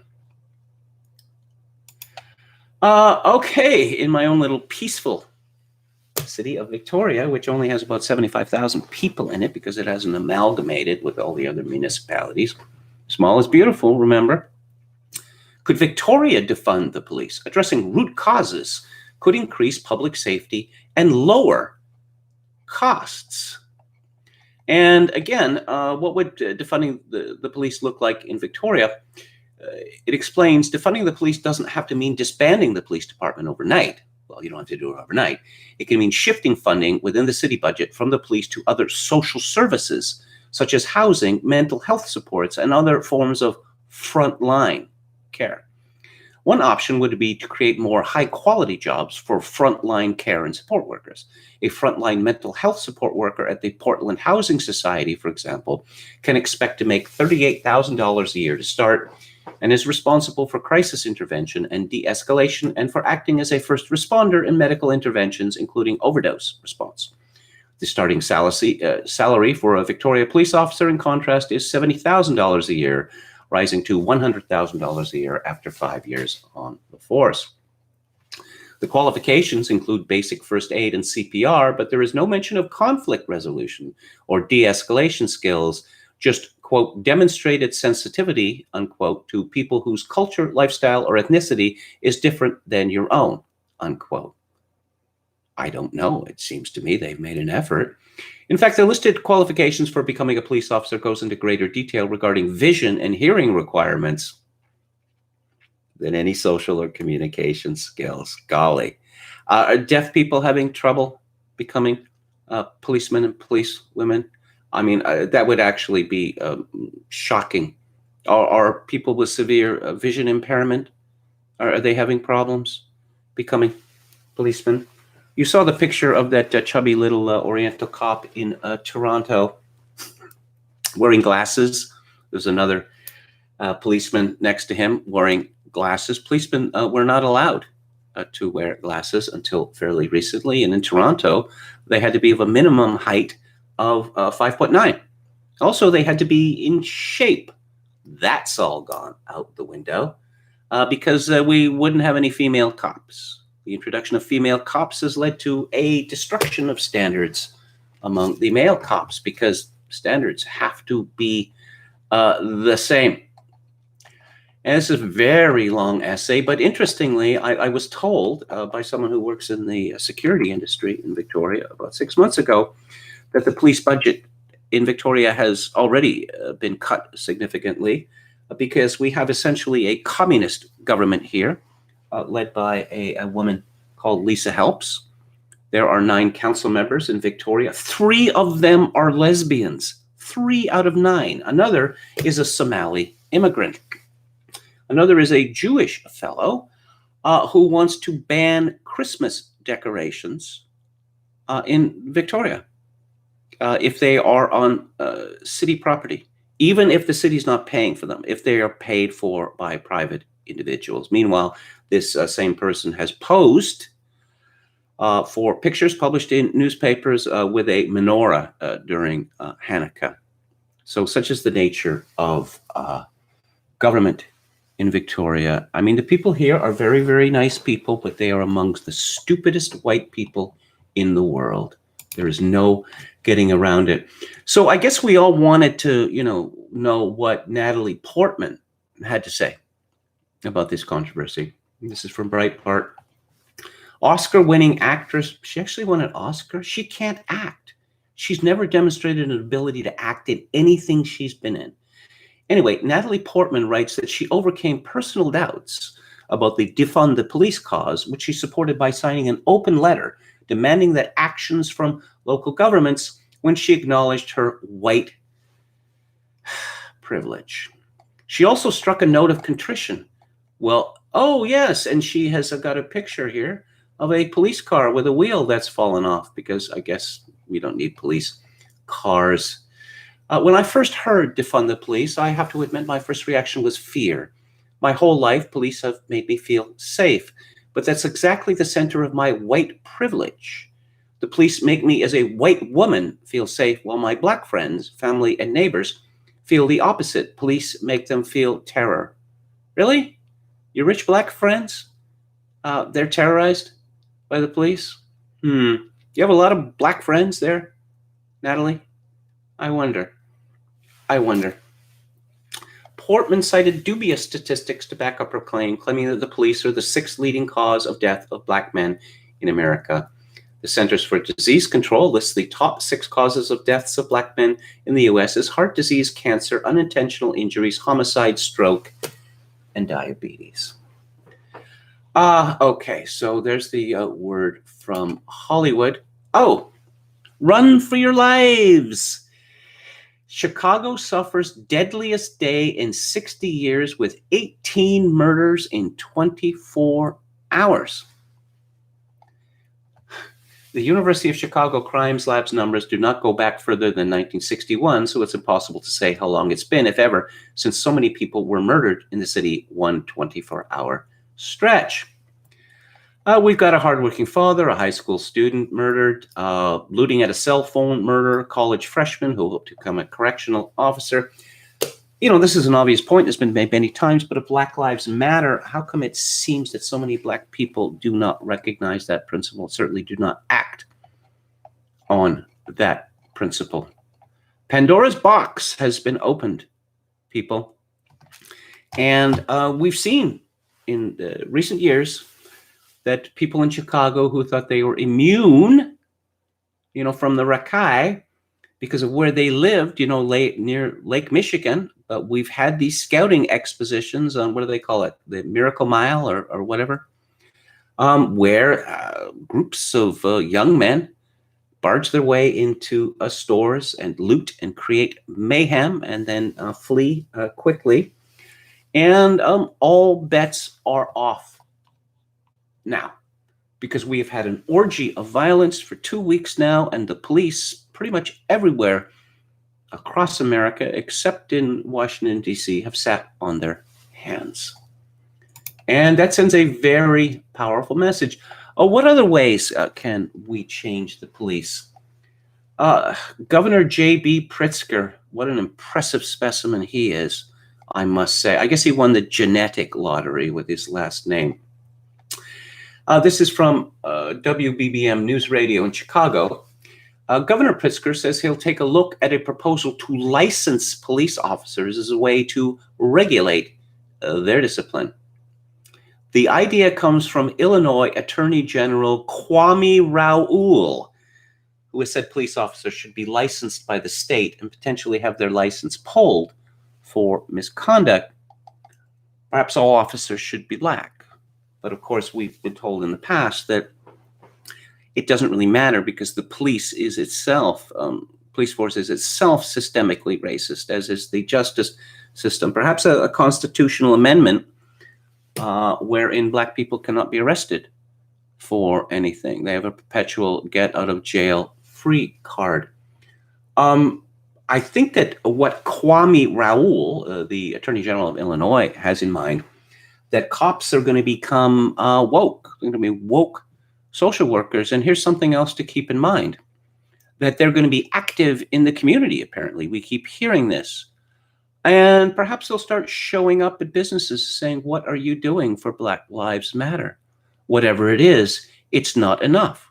What kind of donations are you making? What kind of reparations are you making? You want to be good citizens, don't you? Perhaps they'll start showing up in neighborhoods. Oh, this is single family occupancy. That has to change. Single family occupancy is racist. There don't seem to be very many Black people in this neighborhood. Why is that? Why would you people live in an evil neighborhood like that? I think that is the future of woke copdom, or whatever we want to call it. Alex Berenson, I'm going to mention him again today. He responds to the interview of City Council President Bender. He says, this is so stupid, it begs belief. Take domestic violence arrests in Dallas, for example. Police don't look for these. 80% are at homes, not on the street. 54% of domestic violence victims in cases where arrests are made are Black. 72% women. What does defunding the police mean for those victims? Oh, New York City to paint Black Lives Matter on prominent streets in all 5 boroughs, Mayor Bill de Blasio says. Perhaps white people will be required to wear BLM pins. What do you think? Or perhaps a cloth badge, on their clothing, just to demonstrate their support.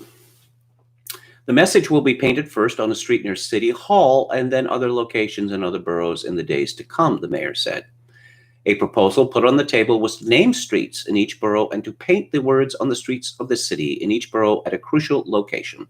What will be clear in the street name and on the streets of our city is that message that now our city must fully, deeply feel, and this nation must as well, that Black Lives Matter. Yeah, I suppose there's so many streets that can be named after Rosa Parks or Harriet Tubman. I suspect there's going to be a lot of streets in New York named Kwame something or other. We're going to have a lot of African and, I suppose, Arabic names. But the message is really clear here. This is their city now. Dear white people of New York City, this is not your city anymore.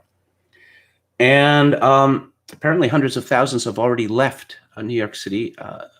I believe this is going to become an exodus. And I suppose New York could be, fun the way it was in the 1970s. As I've mentioned before, on the one hand, I think this is not good. On the other hand, I think, well, New Yorkers voted for Bill de Blasio, didn't they? New Yorkers have connived in their own humiliation. And so maybe a wall should be built around New York City, or Manhattan Island in particular, much like in John Carpenter's exceedingly amusing film Escape from New York. This is from the New York Post. Turns out desecration is no crime in New York City. The Queens man, arrested for scarring the landmark facade of St. Patrick's Cathedral during a George Floyd protest, is now free because the Manhattan District Attorney's Office declined to prosecute him. Yadir Avila Rosas, 26, was taken into custody at 5:30 a.m. Saturday, according to the NYPD. Police charged Rosas, who appears to be a woman, who appears to be a Black woman, or there's 2 Black women who were responsible for doing this. They charged Rosas with criminal mischief in the 3rd degree and making graffiti alleging that he, apparently there's 3 involved, was the getaway driver for 2 women who tagged the famous house of worship with spray-painted slogans on May the 30th, but an expected Saturday afternoon arraignment never happened at the DA office's discretion. Cops are still looking for the 2 female suspects who marked the stone stairs of the cathedral and 2 walls flanking its entrance at 5th Avenue on 51st Street with expletives and messages like no justice, no peace, and BLM for Black Lives Matter. The New York Archdiocese did not respond to a request for comment. I would expect the New York Archdiocese to apologize in some way. But no, the message has been sent out in the city of New York that white churches are not going to be protected, and that white churches can expect to be defaced because of the historic blah, blah, blah, blah. Okay. Oh, this is fun. Steve Saylor was talking about warlordism, and maybe it's coming. The just astonishingly frightening visage of the mayor of Chicago, Lori Lightfoot, is glowering at me from the Breitbart page. She's wearing a mask which has, what, is that a communist star on it? It says hashtag stay home, and there's some sort of blue rectangle on the other side. I don't know what that's for. Chicago Mayor Lori Lightfoot and Southside Alderman Raymond Lopez cursed at each other on a conference call with the city council last Sunday to discuss how best to respond to Black Lives Matter related riots in the Windy City. The dust-up occurred after the alderman, a frequent critic of the mayor, pointed out that in the 15th ward, businesses were looted and burned as Lightfoot made moves to prevent looting in downtown Chicago. As BLM rioters coursed through the city, Lightfoot attempted to lock the protesters out of the Loop area by raising the bridges over the Chicago River. Wow, this really is sounding like Escape from New York, and blockading highway exits feeding into downtown. But Lopez accused the mayor of forsaking his district while she focused on the Loop. When downtown is in lockdown, our neighborhoods are next, Lopez warned during the call, adding, "We're seeing this destruction.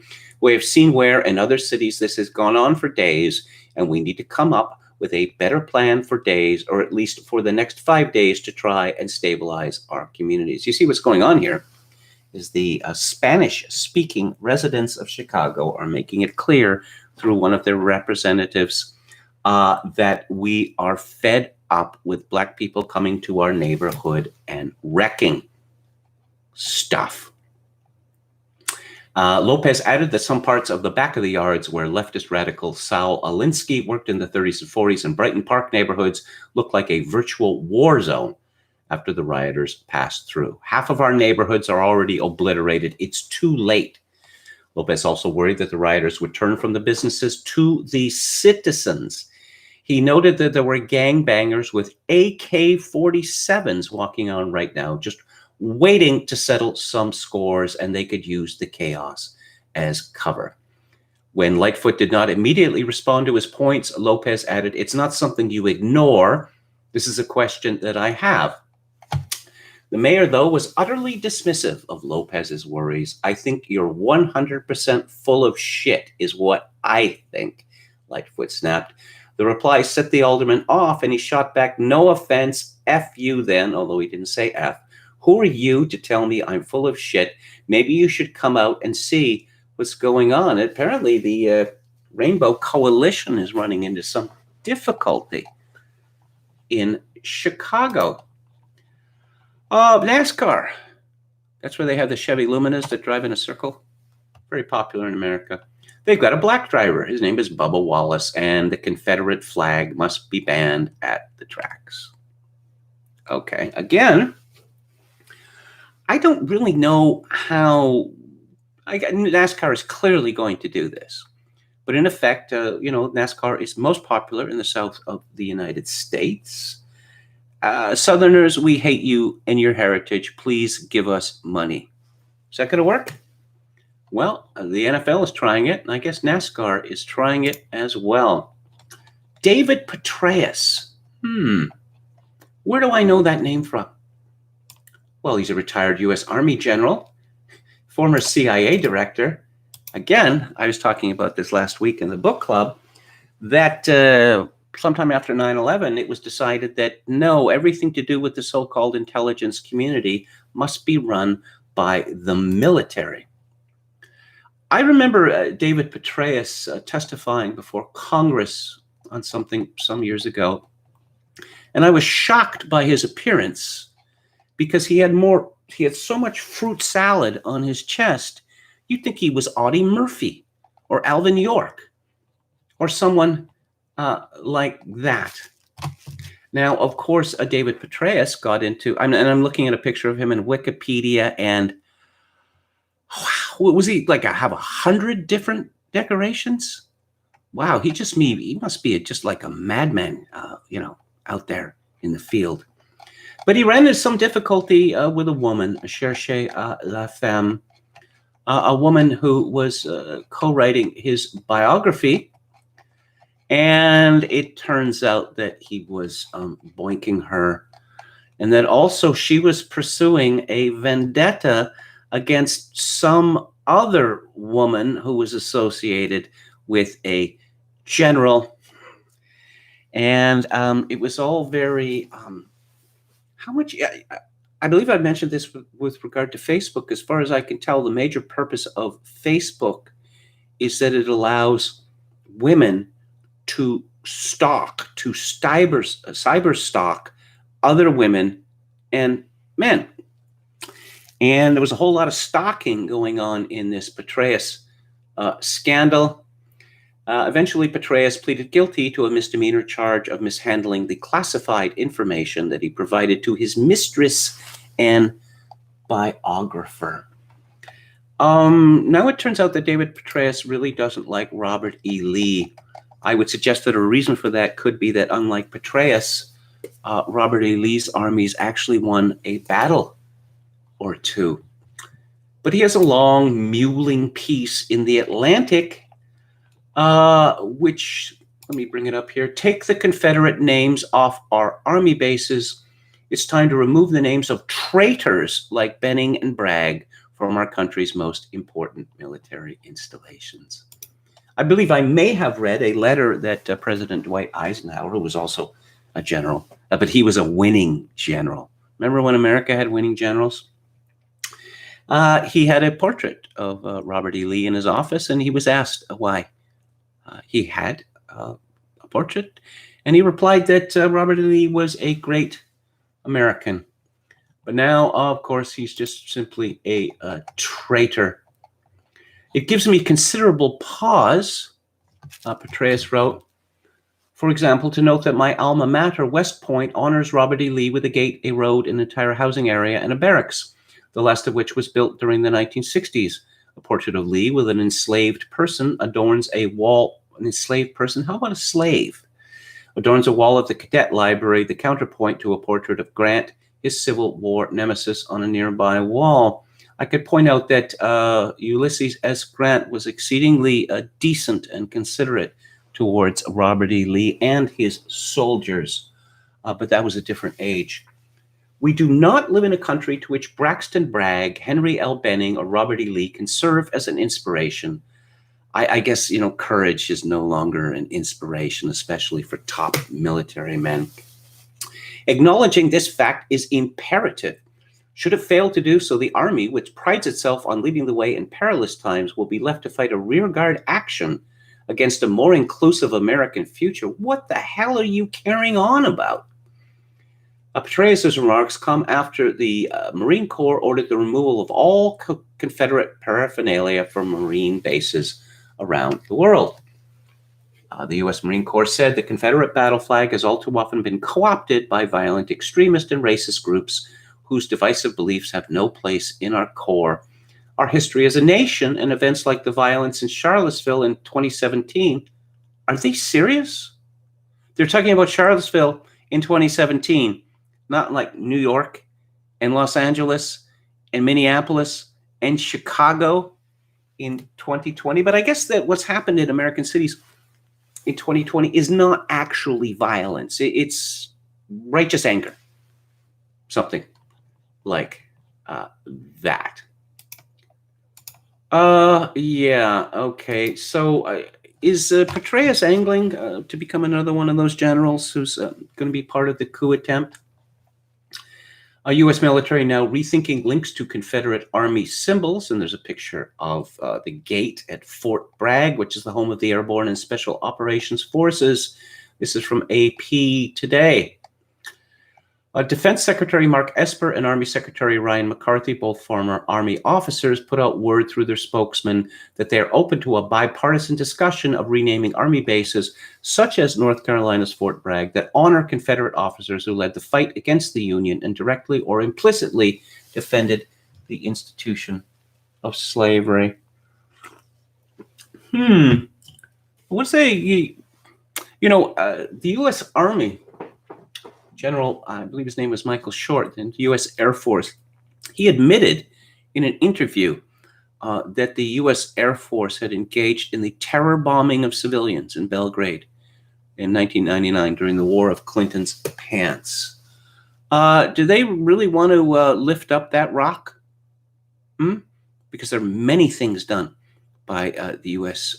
Armed Forces in the past that could be questioned, that could be considered to be war crimes, in fact. But no, let's go after Robert E.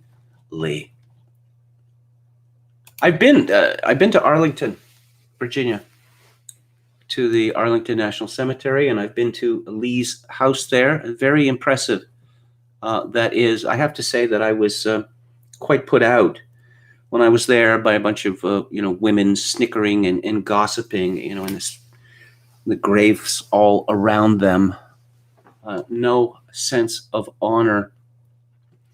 The last thing I'm going to speak of today is a letter from a clergyman, Archbishop Vigano, to President Trump. Carlo Maria Vigano was a papal nuncio. He later ran the Vatican Bank, and he got it out of trouble.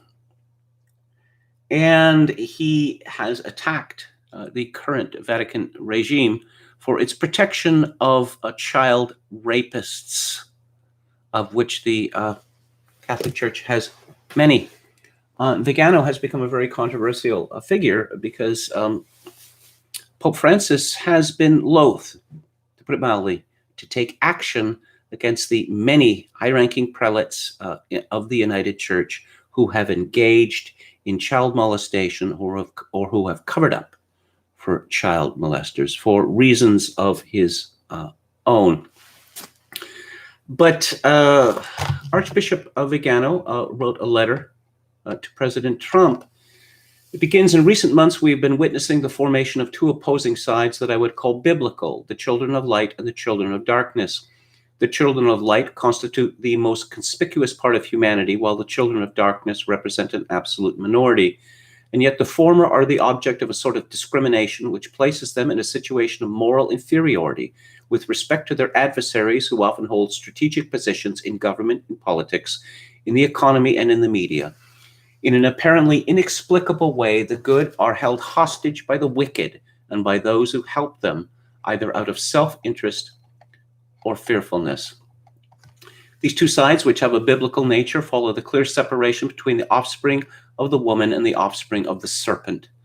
On the one hand are those who, although they have 1,000 defects and weaknesses, are motivated by the desire to do good, to be honest, to raise a family, to engage in work, to give prosperity to their homeland, to help the needy, and in obedience to the law of God, to merit the kingdom of heaven. On the other hand, there are those who serve themselves, who do not hold any moral principles, who want to demolish the family and the nation, exploit workers to make themselves unduly wealthy, foment internal divisions and wars, and accumulate power and money. For them, the fallacious illusion of temporal well-being will one day, if they do not repent, yield to the terrible fate that awaits them far from God in eternal damnation. And I have to ask, when was the last time that you heard a Catholic priest talk about damnation? And he talks about COVID-19 and the deep state. How about that? He says investigations already underway will reveal the true responsibility of those who managed the COVID emergency, not only in the area of healthcare, but also in politics, the economy, and the media. We will probably find that in this colossal operation of social engineering, there are people who have decided the fate of humanity, arrogating to themselves the right to act against the will of citizens and their representatives in the governments of nations. We will also discover that the riots in these days were provoked by those who, seeking that the virus is inevitably fading and that the social alarm of the pandemic is waning, necessarily have had to provoke civil disturbances because they would be followed by repression, which, although legitimate, could be condemned as an unjustified aggression against the population. The same thing is also happening in Europe in perfect synchronicity. It is quite clear that the use of street protests is instrumental to the purposes of those who would like to see someone elected in the upcoming presidential election who embodies the goals of the deep state and who expresses those goals faithfully and with conviction. It will not be surprising if, in a few months, we learn once again that hidden behind these acts of vandalism and violence, there are those who hope to profit from the dissolution of the social order so as to build a world without freedom, solve et coagula, as the Masonic adage teaches. For the first time, the United States has in you a president who courageously defends the right to life, who is not ashamed to denounce the persecution of Christians throughout the world, who speaks of Jesus Christ and the right of citizens to freedom of worship. For this reason, I believe that the attack to which you were subjected after your visit to the National Shrine of St. John Paul II is part of the orchestrated media narrative, which seeks not to fight racism and bring social order, but to aggravate dispositions, not to bring justice, but to legitimize violence and crime, not to serve the truth, but to favor one political faction. And it is disconcerting that there are bishops, such as those whom I recently denounced, who by their words prove that they are aligned on the opposing side. They are subservient to the deep state, to globalism, to align thought, to the New World Order, which they invoke ever more frequently in the name of a universal brotherhood, which has nothing Christian about it, but which evokes the Masonic ideals of those who want to dominate the world by driving God out of the courts, out of schools, out of families, and perhaps even out of churches. Mr. President, my prayer is constantly turned to the beloved American nation, where I had the privilege and honor of being sent by Pope Benedict XVI as Apostolic Nuncio. In this dramatic and decisive hour for all of humanity, I am praying for you and also for all those who are at your side in the government of the United States.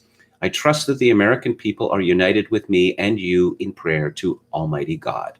United against the invisible enemy of all humanity, I bless you and the First Lady, the beloved American nation, and all men and women of goodwill. Catholic bishops used to talk like this regularly, but there's only a handful in the whole world who speak as they used to, and God bless and long life to Archbishop Vigano. I'm going to take a final look at the chat and then wrap this up. Neil Terry says the biggest lesson of history and religion, pick your own damn cotton. Yes.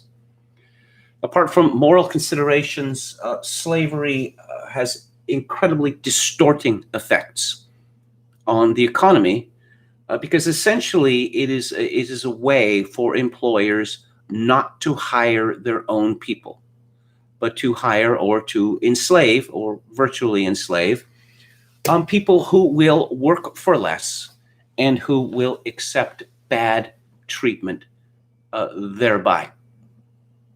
So, it's true what Bellick said, that that slavery is the default position of humanity, but throughout humanity, powerful people have looked to avoid or to abrogate their responsibility to their fellow citizens. Okay. Donald Robertson says we must get Trump and the Republican Senate reelected in order to keep moving the federal courts to the right. Hold your nose if you have to. Mitch McConnell was talking about the original sin, America's original sin. Don't use this phrase. Everyone who uses this phrase should be mocked and shunned. Jesus came to save us from our original sin. So where's the woke Jesus that's going to save America? People who say that America has original sin are also saying that America is damned. That's what they're saying. They're too stupid to figure it out, but that is what they mean.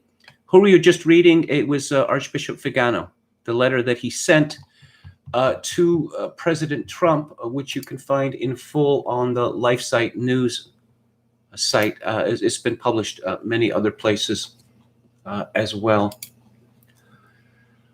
Bob Paxson says KMG lives in hotels like Mick Jagger. Not exactly. Mr. Sultanov says Pritzker is a slob. Indeed, he is. He's the Illinois equivalent of Jerry Nadler. John Miller says Cory Gardner's seat is a goner, too, because it's in Colorado. Okay. So that's it for today. Thank you all for tuning in. I greatly appreciate it. If you like the show or any part of it, I would also greatly appreciate it if you click on the like button and subscribe to my YouTube channel if you have not already. As mentioned, I am moving on Friday, so it seems exceedingly unlikely there will be a show on that day. And so the Philip K. Dick discussion of The Man in the High Castle will have to be delayed for a week. And again, I'm experiencing audio problems, so we'll see whether I get to talk about Maria Brown, because I have to rewatch the movie again, before I could discuss it intelligibly. And I will be back on the air tomorrow, however, at 4 p.m. Pacific, 7 p.m. Eastern. If you would like to support this show, and I could really use it at this time, no question about it. My PayPal address is kevin_grace@hotmail.com. Again, kevin_grace@hotmail.com. I will leave you with by now traditional benediction and farewell, that in these times of social atomization and societal destruction, I dearly hope that all of you, my dear listeners, manage to forge some genuine human connections in order to ease the burden. Thanks so much.